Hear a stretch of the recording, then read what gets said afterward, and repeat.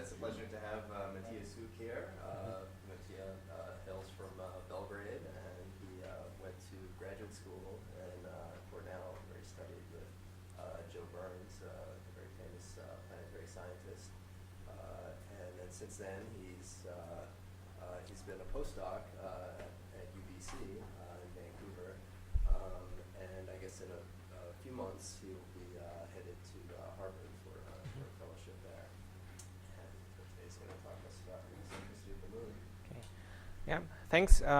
Nice to be here. So this is theoretical astrophysics, but as close as it gets to Earth. You cannot go any closer than the moon.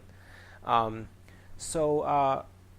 trying first to convince you that there is a problem with lunar orbit from the point of view of the formation of the moon and its evolution. And it's quite a complex case, so bear with me for a while. I'll just go through the details of how we think moon was formed, then how it evolved and so on, and then I'll come to the problem of present lunar eccentricity, that is, why we think there is a problem, and then what the solution would be, which, as you know from the title, are resonances with the planets. So by now, most people have accepted that moon was probably formed in a collision between Earth and a large planetesimal, Mars-sized planetesimal, which ejected a disk from Earth into orbit, and from that disk, very quickly, a single moon accreted. The initial rotation period of Earth was very rapid, 4 to 5 hours, and moon was originally orbiting very close to Earth, only 3 to 4 radii, just outside of the Roche limit. And now it's at 60 Earth radii. So the most important thing that happened in the system, so this is a simulation of formation of the moon, a collision and then formation of the disk by Robin Canup. You've seen probably this before. So the most important thing that happened in the system is the tidal evolution of the moon out from as little as 3 or 4 Earth radii to the present orbit at 60 Earth radii. So the moon, as satellites go, is pretty far out for a large regular satellite in the solar system. So this is the naive way of how tides work. You have a tidal bulge, which in real life is ocean, but it could be in a solid body too, that is lagging ahead of the disturbing body that will be the moon. Ahead because the Earth is still spinning faster than the moon goes around Earth. So we can ignore the motion of the moon and just look at the rotation of the Earth. And the moon's tidal forces are trying to deform Earth in the direction towards the moon and away. But because Earth is constantly rotating and it's not a perfectly elastic body, there is some time lag between the perturbation, between the change in forces and the relaxation. The tidal bulge is ahead of the moon. And then since the bulge and the moon are misaligned, there is a torque pulling moon forward. And if you just push something forward while orbiting, it's going to move to a larger orbit. And the energy comes from the spin of Earth. Spin of Earth itself would slow down. So over time, you got slowing down of Earth spin and the growth of lunar orbit. Now, it doesn't really work this way because there is no real tidal bulge. The 95% of dissipation on Earth happens in the oceans. And it's behavior is very hard to model. And just if you go to any real place on Earth, ideally you should have high tide at noon. High tide exactly when the moon is overhead, and that's not the way it works. Like say it's full moon, right? Then you should have high tide at noon and at midnight. But that's not the way it works because it's always offset. If you go to any real place, the high tide is going to be offset just based on where the place is, the geography of the location. And much of the energy is actually dissipated in all kinds of pockets where the tides are particularly dissipative in sounds and straits and so on. And also, we know that this dissipation rate changed over time. Why? Well, if you just take the present dissipation in the system and integrate it back in time, you get that the moon and Earth were very close together 1.6 billion years ago. And we have lunar rocks that are way older than that. We even have Earth rocks older than that. So we are pretty sure that the dissipation changed over time, that on average it was way lower than it is now. And this would match with the age of the system that is 4.5 billion years. The interesting thing is that while continental drift matters in a sense that if you have different distribution of continents and oceans on the Earth, you'll get different response from the oceans to the tides. Most important difference over time is the length of day. The present response of the sloshing of the oceans is close to being resonant. So if you had a day that was just a couple of hours long or much shorter than it is now, you would get a much less of a resonant response and much lower dissipation.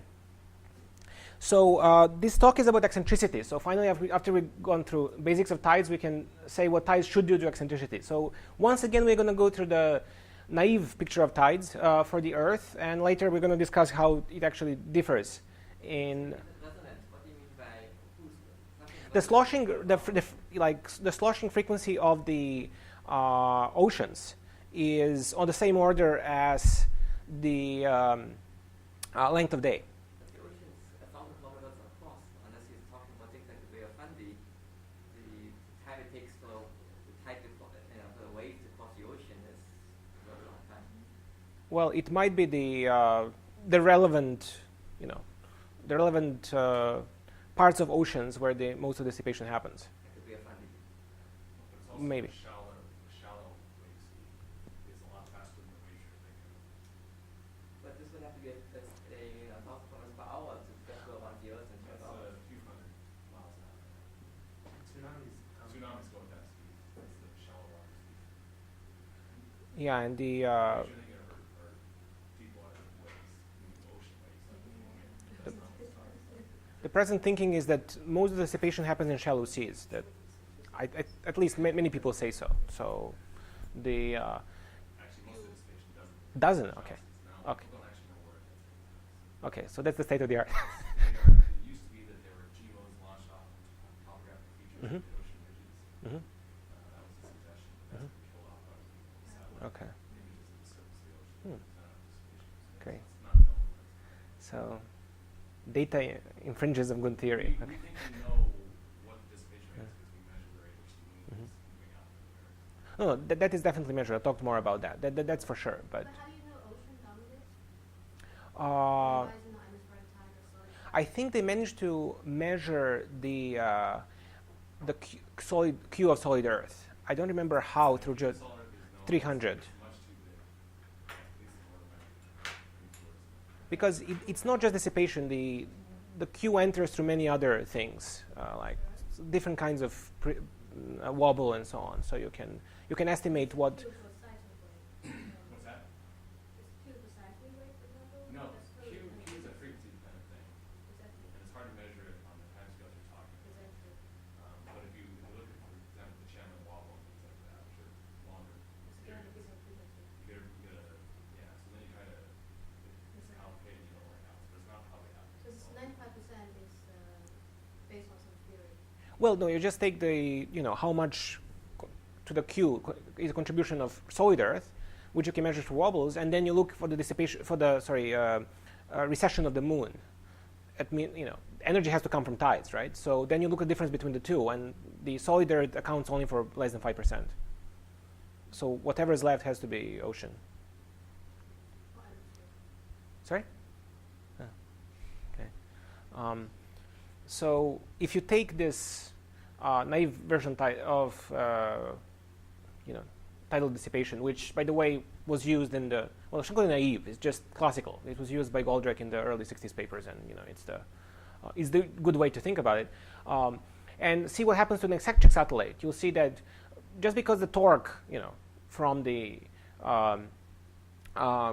deformed Earth is a very strong function of distance, because it's not just quadrupole moment. It's like the moon itself is deforming the Earth and it goes back to the moon. So it's a very high order function of the distance. And if we can ignore the speed of the moon in this case, if you look at the moon being fixed at perigee and apogee, just the torque at perigee is going to be so much stronger just because of the distance. If you speed up the moon at perigee, you're going to lift the apogee. And if you speed up apogee, you're going to leave the perigee, but apogee is moving away faster than the perigee, and that means the eccentricity grows over time. And there is a fixed fixed ratio between how eccentricity grows to how same major axis grows. I'll come to that later. This is not good. Yep. Okay. Okay. So let's hope it doesn't fall off again. Okay. So, but there are also lunar tides. That means that as the moon is orbiting Earth, the Earth's tidal forces act on the moon. Moon is in synchronous rotation, so you don't have to think too hard about its rotation. Actually, what I'm showing here is just the half of the tidal effect. The other half has to do with libration of the moon in longitude, but just ignore that. The simplest case is just the simplest case of eccentricity tides is just that sometimes the moon is closer to the Earth than at other times, and if you look at the drawing, this one is a little bit more egg-shaped, and in reality it's very minor effect, but still dissipates energy. That when tidal forces are weaker, further away from Earth, moon has a more circular, more spherical shape, and then as the tidal forces get stronger, they stretch the moon a little bit more. And this happens to every orbit. When the moon goes to perigee, gets stretched, flex back in apogee, and this also dissipates energy. And this, what is conserved in this is orbital angular momentum, because these are all radial forces. If you do the libration longitude, you still conserve the orbital angular momentum, because it's symmetric in sine f, but don't worry about that. So this should dissipate the eccentricity. And if you look at, now we have the laser reflectors on the moon left there by Apollo crews. There's also one, a couple left by Luna probes, but I don't think they've ever recovered from Earth. But the Apollo ones are still working, and what they do is shoot a laser ray through a telescope. They put a laser at the focus of the telescope, shoot it out, and reflect it off the moon, and measure the delay and so on. So they can measure very precisely what the moon is doing. They have a little bit of a problem because all the stations are on the front side of the moon, or on the equator where the Apollo landings were, but still they can measure how fast is the moon receding. They can also measure how the eccentricity changes over time, all kinds of perturbations. They have to sometimes put in the masses of major asteroids just to make the moon follow what it's supposed to.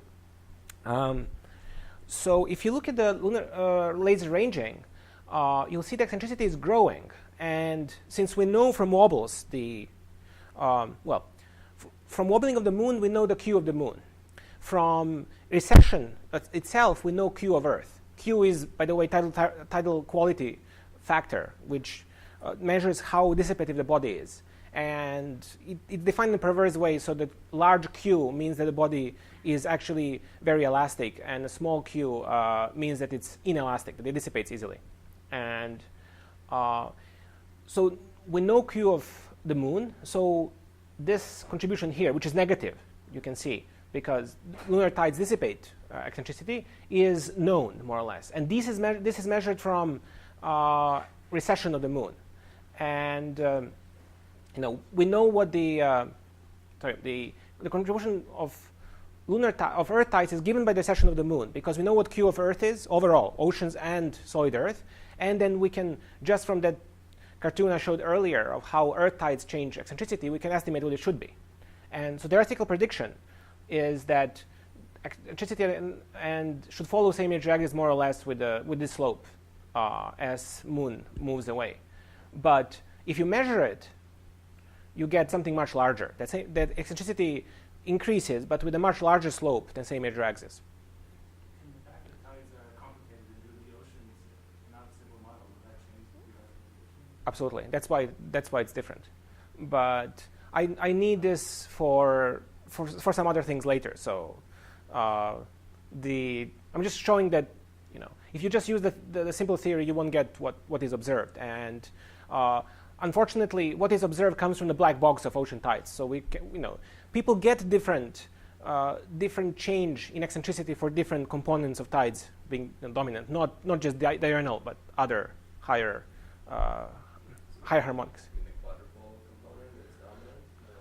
Well, quadrupole is diurnal, right? That's the no, but this is if you have basically quadrupole, right? Yeah, and just oceans are complicated. You cannot have quadrupole over the there are continents in between at least. So this is kind of confirming that just the tides are more complicated than you think. But this is important for the problem of the present lunar eccentricity, because if you cannot measure what the secular rate is, then you can estimate how it changed over time, right? How did you say the lunar tides are measured? Oh, this from all kinds of librations of the moon. Like the Q of the moon is measured from librations of the moon. What it means is if you look at the moon, you think you see the same face all the time, but it's not quite true. It kind of rocks you back and forth. So that's called libration. Yeah. And the amplitude of that tells you measure the Earth. Yeah, because it's forced on the moon because of eccentric orbit, and then how moon reacts to that tells you something about dissipation within the moon on different timescales, but they can estimate it pretty well. Moon is more simple than Earth in any case. So the way to estimate what the lunar eccentricity does over time is just we go back, to what is measured, and we just measure the total rate. But we know that this is a contribution from Earth, and both dA dA depends itself on the Q of Earth, because that's what expands the orbit. So the way to parameterize this is just to realize that this piece would change over time, because if Earth gets more dissipative over time, then the relative contribution of the moon would shrink. So if you want to parameterize it with this factor alpha, which is a dissipation of the Earth over the present dissipation. So right now it's 1, but we know it was 1/3 on average of the age of the solar system, because the present dissipation would give you the age of the system that's only 1/3 of what it is, really. So this is the part that comes from Earth, and this is a thing that comes from the moon. And it looks weird because this thing describes what Earth is doing. But the reason why it is in this part and not there is that Earth is also hidden here in the expansion of the orbit. So we assume here, we're kind of being a devil's advocate, because I'm claiming that you cannot produce eccentricity of the moon we see by Earth tides. So I'm making them as strong as I can just based on observations. So if you just play with this and with different alphas, you can get all kinds of behaviors from eccentricity. Okay, this shows up fine. So if you look at expansion of lunar orbit and put all kinds of alphas for the first path of the expansion, which is actually very short in time. This is in millions of years, right? The reason is just that tidal expansion is so much faster early on because it's a strong function of distance. So basically, only thing that matters for the final eccentricity of the moon is what alpha was in first 100 million years or less, because that's when the moon goes from 3 to say 30 Earth radii, and the expansion of same age axis is tenfold. And if you have this is not good. Better not lean over anymore. If you look at the change in eccentricity versus that of same age axis, it's fixed. So if you change this 10 times, this will change a lot, just based on how the two functions behave. And later, after that, from 30 to 60, you just change by a factor of 2. So the only thing that matters is what happens early on. And if you tune this alpha, you can get, for not very high alpha, you can get shoot up. If you assume that moon was formed with about 1%, which is the maximum eccentricity you can get from formation of the disk. If you tune it right, you can get slight increase, not very large, and then the moon gets out to halfway out, and then expands somewhat because now we follow the present observed rate. Or if it's slightly smaller, it dissipates to almost nothing, and then you can pump it up a little bit by tides in the present epoch, but it doesn't get very far. So to end up with the eccentricity of the moon where it is, at 5%, you need to fine-tune the dissipation of Earth versus dissipation in the moon during the rapid expansion of the orbit. So you have basically two logarithmic expressions that if you have to match the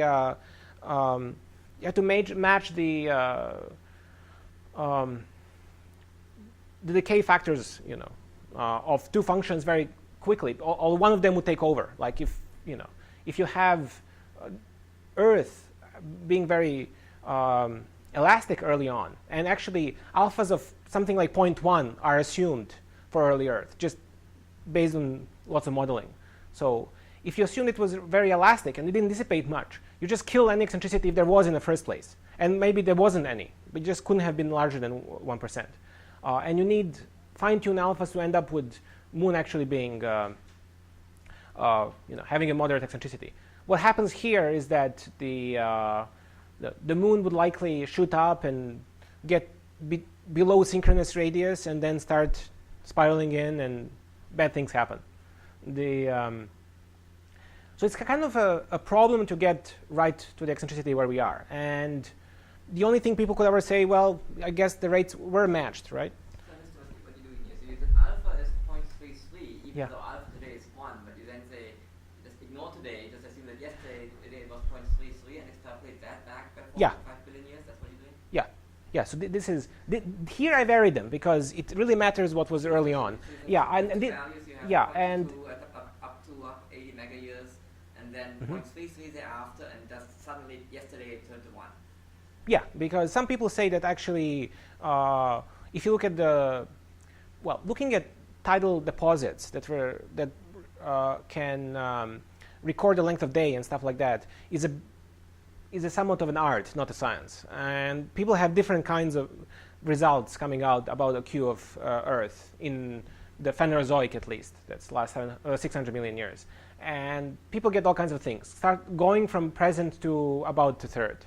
And you don't know who to believe, basically.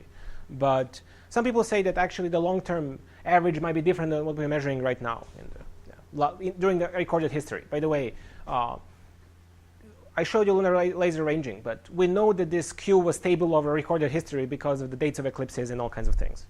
So is there a reason to have the dividing line between the two? No, it's completely arbitrary. Yeah, thanks for asking. There is no reason. It just like the Moon gets to 30 very far, very, very fast, like in less than 100 million years. To 40 it would get in a billion years, and so on. So that's kind of a convenient, middle point where things happen very fast up to that point, and then after that things move more slowly. But what does it mean? I mean, is it if it wasn't? I mean, do you need it to be that early to have it get to its current value today, or? Well, this is assuming the way you have it. Well. Matching today's value, right? Well, you would match it with something slightly different in alpha. I mean, you can play with it all kinds of ways, but for any, but basically what I did here was ignore the time it takes to get here, right? When calculating this rate, but it doesn't matter. It's 2% of the mass. Then just showing that you really need to match it very closely early on. And just because you have something that's exponentially increasing or decreasing, staying around 1% just doesn't look right from the point of view of basic physics. So you see, planetary dynamicists are lazy. When we see something we cannot explain, we look for resonances, because everything can be explained by resonances if it cannot be explained by anything else. So this is a classic plot of a evolution of a planet through a resonance. So you have eccentricity of a planet, as it's migrating, going through one resonance, eccentricity can shoot up, and then you go on and pass through another resonance, and so on. So this happens to planets. This happens to satellites too. So let's see if the Moon could have been in any resonance. But here I have to go a little bit in the less commonly known orbital elements. Most important thing in the talk will be the longitude of pericenter, which is the angle between the 0 point longitude and the pericenter of the body. It's a broken angle, but since the inclination of the Moon is not very large and our reference plane is ecliptic, we can consider longitude of pericenter to be the actual physical quantity, which it really is. Right now it's precessing every 9 years, which means that the direction in which the Moon has closest approach moves counterclockwise through the sky every 9 years. It's pretty rapid and much faster than Node too. So, usually when you have satellite resonances, those are resonances between different satellites of the same planets, like Io and Europa and so on. But Moon is a single satellite, so how do you get a resonance with anything? Well, I got an idea from looking at irregular satellites. Those are the outer captured satellites of Jupiter and Saturn. And I found out that if you tweak the orbits of Jupiter and Saturn, or just integrate lots of satellites, you find certain orbits which get strongly affected by Jupiter, although the satellite itself is orbiting Saturn. And right now there's this thing called the Great Inequality, which just comes from the periods of Jupiter and Saturn being close to 2:5 ratio. Jupiter orbits once in 12 years, Saturn once in 30 years. So it's close to 2:5. And if you can catch the longitude of pericenter of the satellite into some kind of resonant argument that looks like this, which you have the Great Inequality argument, you can get large changes in eccentricity. So here's the resonant argument of this resonance, and it circulates for a while, but then since the planets are doing their own secular thing over long timescales, it can start librating. And you can see when you see libration, you have large changes in eccentricity. So sorry, this is from 0 to 1 actually. So this is a very eccentric moon that does lots of interesting things. Imaginary, I might say. The real satellites avoid this. So I looked at similar resonances for Earth's moon, and there are 4 arguments I could come up with where longitude of pericenter would get in resonance with some combination of longitudes for Earth and the planet, or just the planet and so on. So for Saturn and Jupiter, you just have the 1-to-1 period to precession ratio. So if satellites can precess at the same rate as the planet goes around the sun. For Venus and Mars, you have more complicated arguments. But to estimate how important the resonances are, I just take the ratio of the tidal field of the planet using the average distance from the Earth to the tidal effect of the sun on the moon. And this is in the units of 1 in a million. So you can see the tidal effect of Jupiter and Venus is much bigger than Saturn and Mars. And I did some numerical simulations. They confirmed that. So you don't have to worry about Saturn and Mars affecting the moon, just Jupiter and Venus. So the resonance with Jupiter, I'm going to talk first about that one because it's the most recent one. It happened when moon was at 53 Earth radii. It's just that if you assume that Jupiter is orbiting the Earth in a Ptolemaic way, you have Jupiter orbiting the Earth on a large different, which is actually the orbit of Jupiter, with a smaller epicycle, which is the orbit of Earth. But since epicycle is small, the geocentric motion of Jupiter is mostly on a 12-year cycle, its own orbital period. So if the perigee of the moon is precessing every sorry, I got the direction wrong. If you look from above, it's counterclockwise. So if the perigee of the moon is moving at the same rate, then you can have large-scale interaction between Jupiter and the moon, because wherever you look where Jupiter is, it has a very slow changing angle between its own position and the perigee. This thing is actually still relevant, and in the late 19th century, people modeling the orbit of the moon realized that position of Jupiter is relevant for figuring out where the moon is down to 1 arcsecond, and they call this Jovian evection. Evection is a big perturbation with the sun, which has to do with the angle between the perigee and where the sun is. So Jovian evection is just perturbation depending on the angle between the perigee of the moon and where Jupiter is.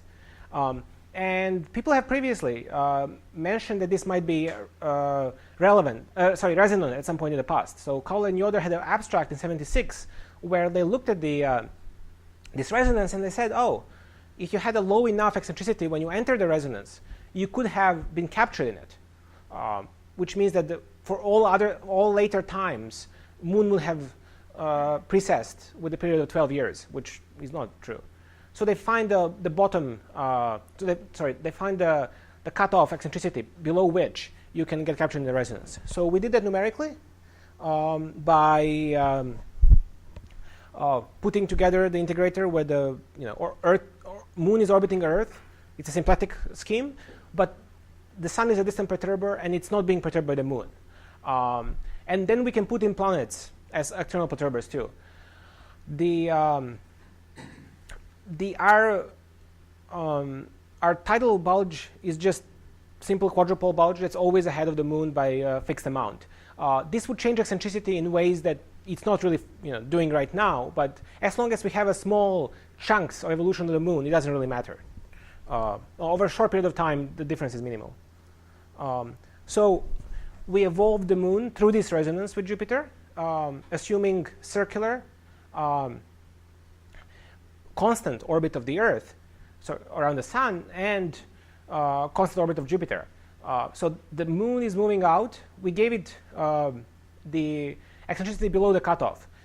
It's above 1% because if you put in the induced part, it comes up, but the free eccentricity, the proper eccentricity, is below 0.7%, as Cowell and Yoder said it should be.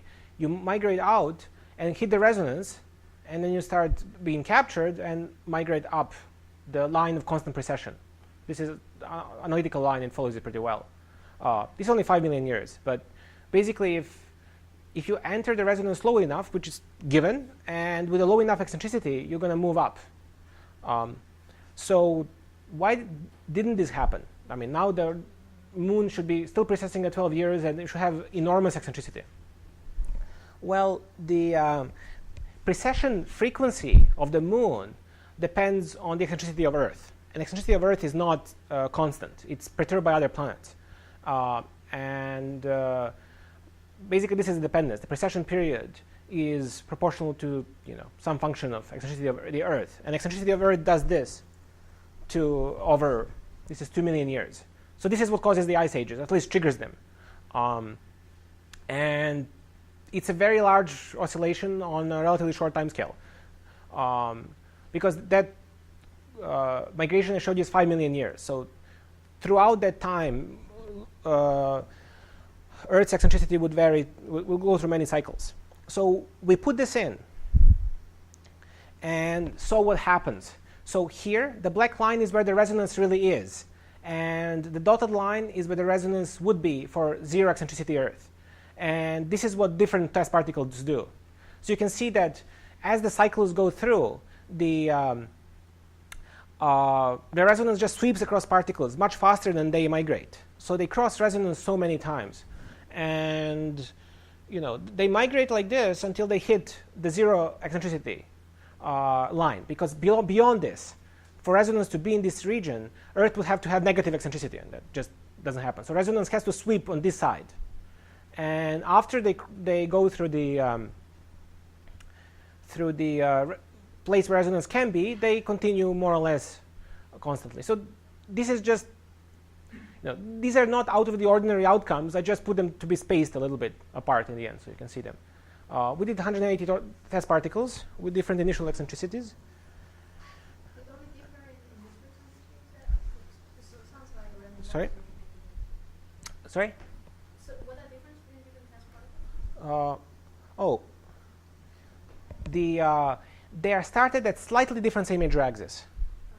And I had a grid in same major axis and eccentricity, but all of these started at the same eccentricity. So it's only slight difference in same major axis, which actually is slight difference in timing, because I have the same secular cycle for Earth for all of them. It's just that they reach the resonance out of phase with each other. So they see a different eccentricity of Earth at different times. So these are our initial free eccentricities when you take out the solar perturbations, and these are the final free eccentricities. So you can see that if you start with something of the order of 1% or way less, you can end up with eccentricities of a couple of percent where the moon is now. So if you just put all of this together, assume that there is no variation over this range of initial eccentricities, you get a median eccentricity after the resonance crossing of about 3%. And then if we use the tidal dissipation as it is now to find where the moon, what eccentricity did the moon have at 53 Earth radii, we get a bottom green line.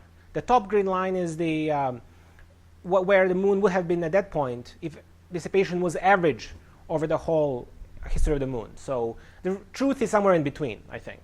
But basically the green line is where the moon really was, just extrapolating back. And the red line is our median for our simulations, and this is from like the bottom 25% to the top 25%. Basically, they end up all over the place, and the real moon was somewhere right in the middle of the. This happens also if you have zero initial eccentricity. No, you can't, because the well, yeah, here it is. This is for we tried it for lower initial eccentricities, and you end up you go into linear regime at that point. The reason why our initial conditions look so strange, why they cluster and so on, is that you cannot the free eccentricity is not observed parameter in a sense. You have to extract it. So we can only start with oscillating eccentricities. Those are the initial. Oscillating would be the instantaneous ones, and only through calculation we can figure out what free eccentricity it is. So it's very hard to say, oh, start it with this free eccentricity. But we expanded the range and we got consistently smaller results. So this is a complete simulation that we run throughout the whole resonance. But generally, there is reason to think there is a linear regime here if you go to smaller ones. And then when you cross about 0.5%, you get much less dependence on the initial conditions. So you. The trajectories were getting caught in the previous one. Yeah. They were getting caught in resonance, and then they were getting ejected from resonance. Well, resonance was moving too fast relative to them. So they could not be captured because of the too fast of the sweeping. They themselves were migrating very slowly, but the resonance itself is sweeping really fast. And if the body and the resonance are moving relative to each other very fast, you cannot get capture. I mean, you have to have some maximum speed you can have for capture.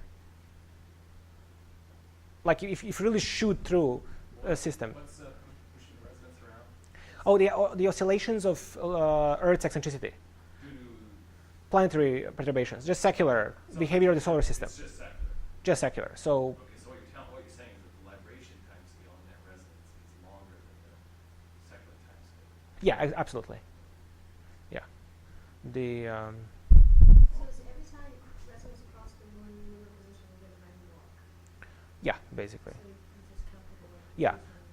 Yeah, and I think if you start with relatively low eccentricities, you get generally larger eccentricities on average. Not always. Sometimes you actually damp eccentricity more because it's a random walk. But just because you start in one corner, like on the small eccentricities, on average you get augmentation. So we did a similar thing with the Venus resonance.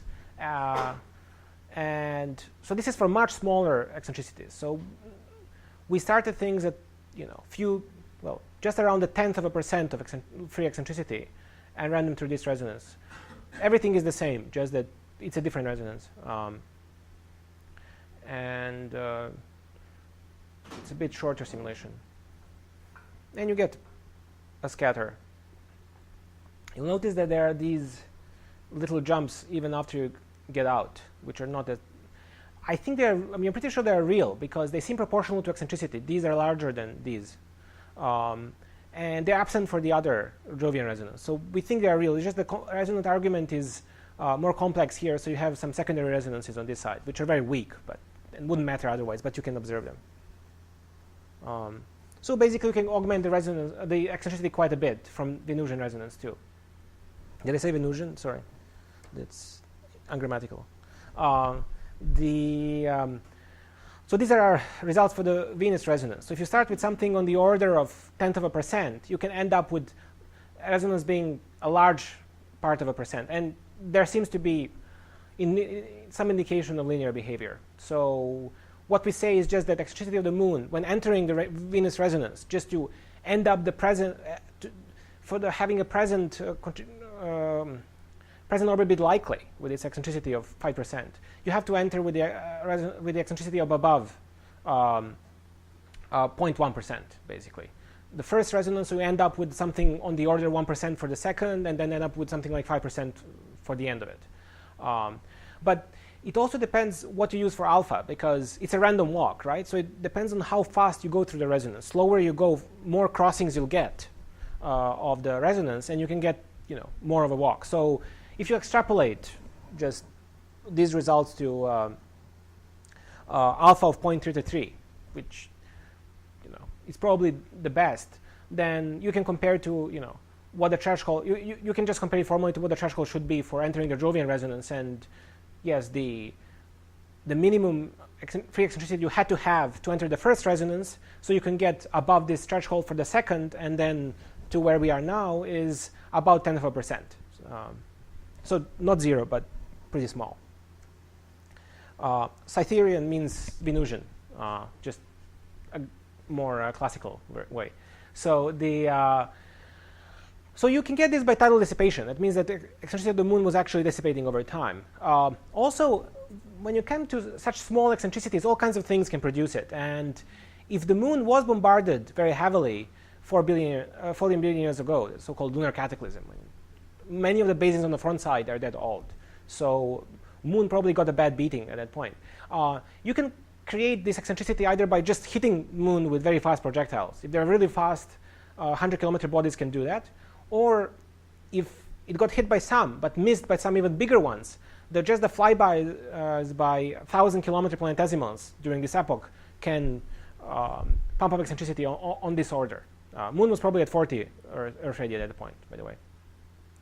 That's billion year, 40 years radii. You said that takes a billion years to get there. Yeah. To be at 40. Yeah. So You say there's 1,000-kilometer planetesimals at billion years. yeah, that's the whole problem.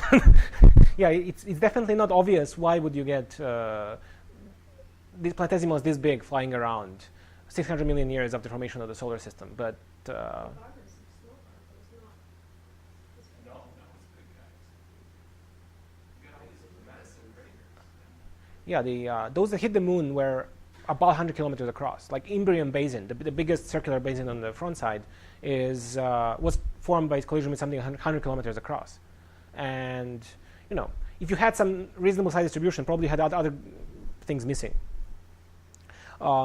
If by this point Earth was already had relatively resonant response, so if by this point eccentricity of the moon was not damped but augmented by Earth, by Earth tides, so that means that if Earth tides already took over by this point, then you can preserve this eccentricity from 40 Earth radii to 46, where Venus resonance is, and so on. So it's this might mean something, but eccentricity so small can come from so many different things that it's very hard to tell where it came from. Do you think that the last sentence is saying that the Earth is smaller, for example, could have come from that bombardment?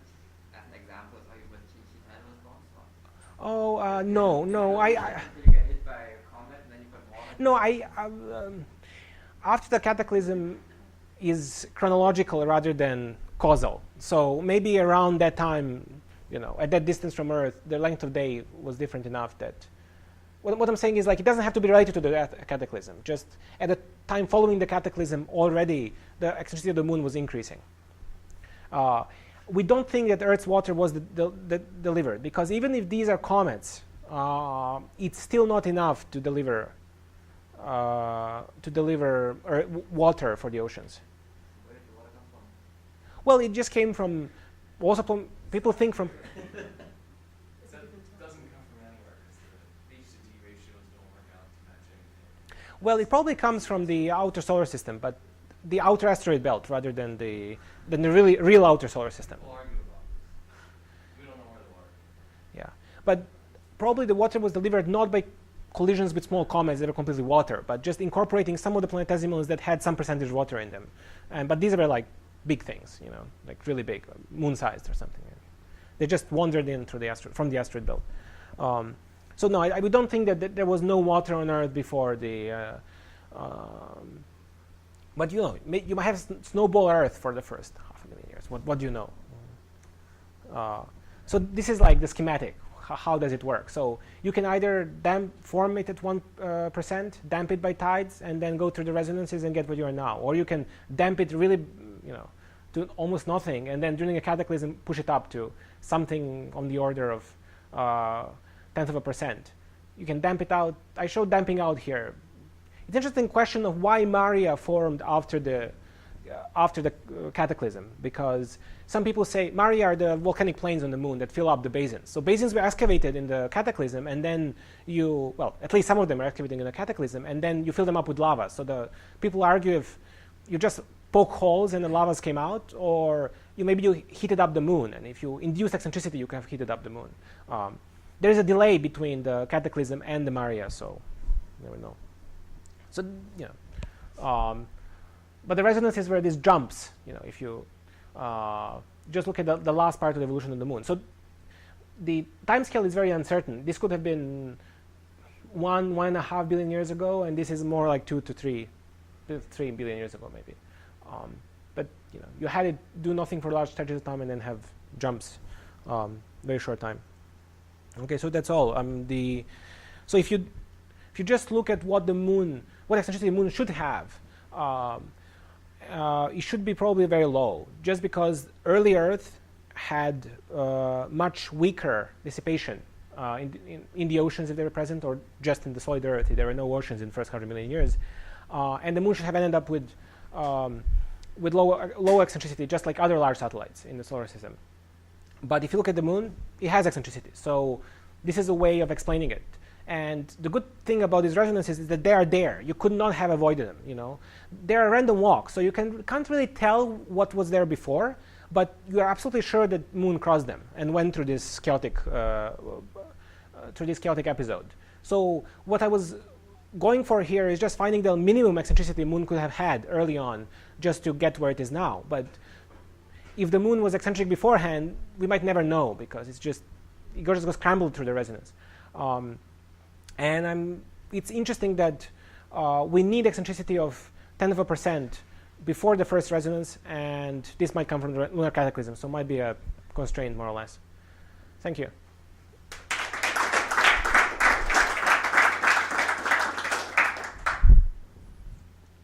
Yep.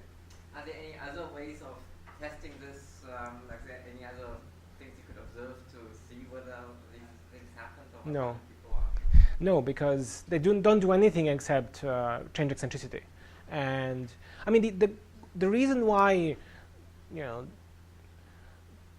why I'm so serious about this, just because they are there. The resonances are there. They don't depend on anything except where the planets are, and you had to go through them. So what the eccentricity was beforehand is very hard to tell.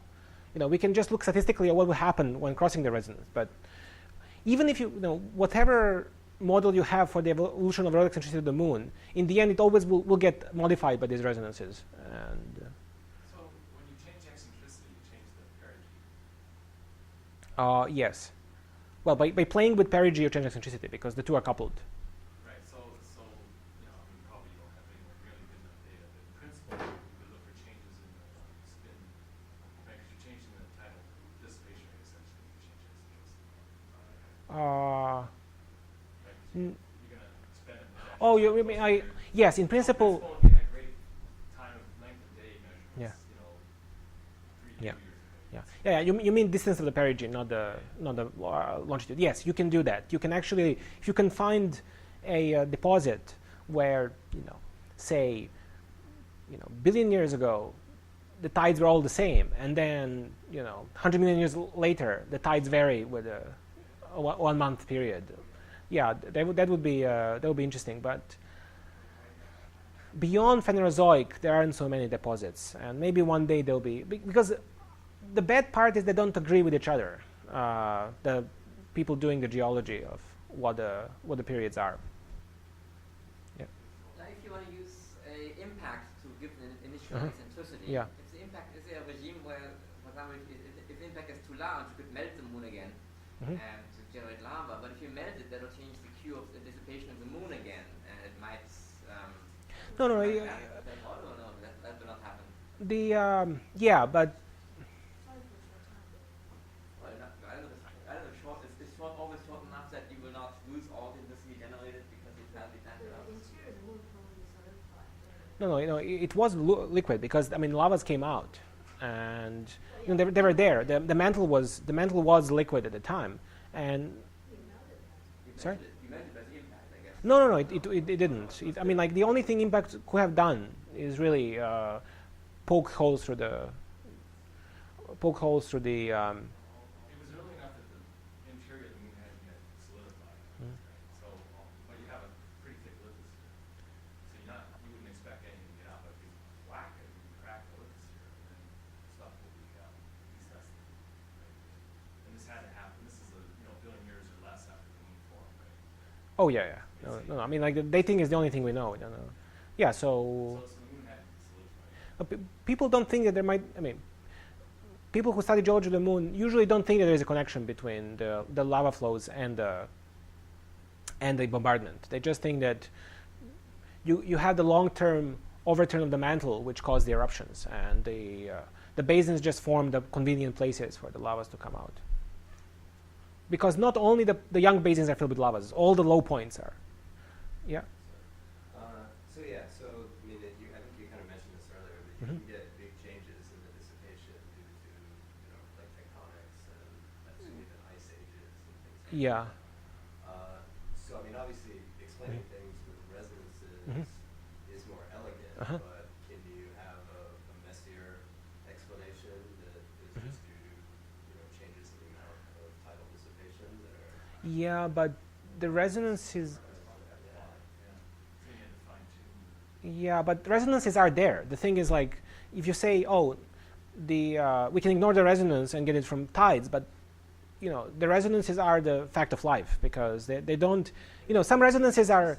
Sorry. if the eccentricity is in the right range. Well, if eccentricity is very low, you end up with not much change. But that's contradict the observations. I mean, unless you did something to the eccentricity afterwards by tides in the last billion years, which is very hard to imagine because you just need some change in orbit size to get some change in eccentricity. Just the two go together, right? So, I mean, I'm saying the only way you can do it differently is approach the resonance with a not small, but a sizable eccentricity. But then we'll get scrambled going through the resonance. And we haven't really run the simulations with high initial eccentricities, How high? 105 is high? Well, anything like 5% to see, yeah, but we think that you just get kicks up and down on the order of 0.1, right? 0.05 to 0.1. So, I mean, it's a random walk. So once you start out with eccentricity that's on the order of the random walk you're giving it, you can go either way. You're not gonna have a bias towards moving up. So the resolution of this air at 1.6 billion year age that you get from going backwards. Oh, yeah. Dissipation rate, is the resonances, can they help explain that? That was the reason why they looked at them in the first place, Kalle and Yoder. They thought that you can capture things in the resonance because you shoot up eccentricity, right? Of the moon in their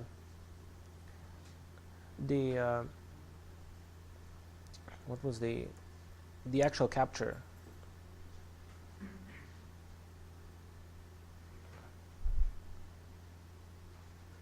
Okay, so if you had a capture, if you start out with something, well, this doesn't happen because of the secular variations of Earth's orbit. But since they did it analytically, they ignored the secular variations of Earth's orbit. So if you get something like this, they thought if you shoot up with eccentricity, at some point, the dissipation within the moon becomes hellish, and you can shrink the orbit too. So you can have a long-term balance between two kinds of tides. And you need really high eccentricity for that. And they thought they can get it this way. So the moon would stay at 53 for I don't know how long. But capture is impossible just because of the structure of the resonance, really, if you take into account the secular variations of the orbit. So, yeah, that's you basically need a very, very high eccentricity of the moon to slow down the expansion. And everybody's pretty happy with the geophysics of Earth being the answer to the lunar timescale problem, rather than some exotic astronomical reason. In the 70s, it was interesting question, but now most people think it's just the continental drift and the resonant response of the waters. But isn't it surprising if the topology of Earth changed so much, the tidal dissipation only changed by a factor of 3? It's like a very small change. Well, Sorry? In a time average sense. Sure.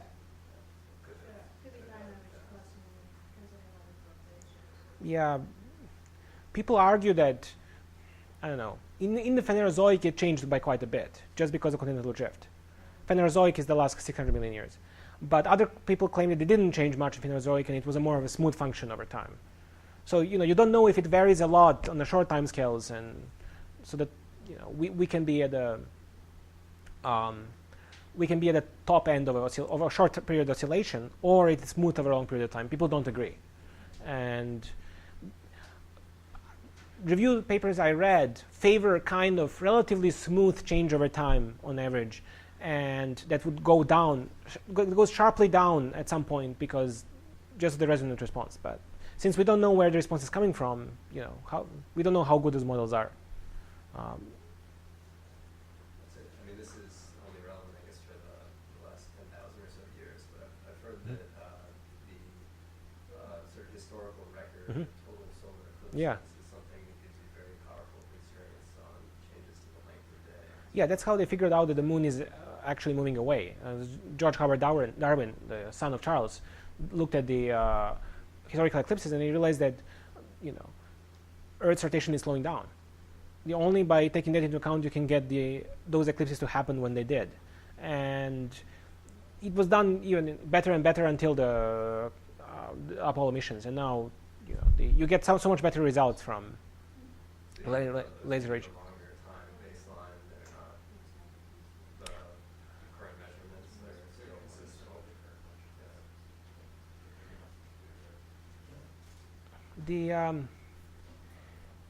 Yeah, I don't think that you can get basically anything because eclipses don't do anything. I mean, they're notable from historical point of view, so people record when they happen and where. And the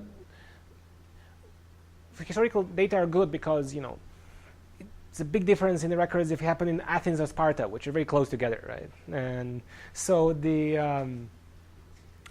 when you look at the geological timescale, just nothing records eclipses really. So you can't use that. And